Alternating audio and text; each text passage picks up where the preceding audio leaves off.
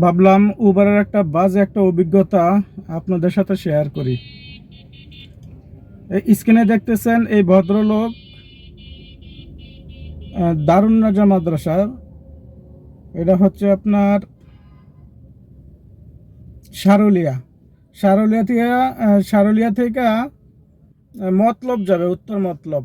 তো ওনাকে ভাড়া দেখাইছে ৩,৫০০ টাকা। তো এই লোককে প্রায় 20টা ফোন দিছি, ভদ্রলোক তো ফোনই ধরে না। অবশেষে হোয়াটসঅ্যাপে ফোন দিছি, ভদ্রলোক ফোন ধরছে। তো উনি আমার প্রস্তাব করতেছে ভাড়া কত হইলে যাইবেন।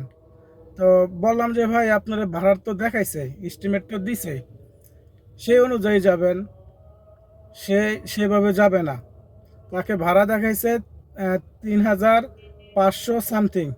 সে ২৫০০ টাকা দিয়া যাইতে চায়। তো ওনাকে বললাম যে ভাই রাইডটা অন্তত ক্যান্সেল করে দেন। উনি ক্যান্সেলও করবে না। তো এই ধরনের যাত্রীরা কিভাবে আইডি খোলে? এরা কি মানুষের কাতারে পড়ে? আরে ভাই তোর টাকা নাই, তুই বাসে যা।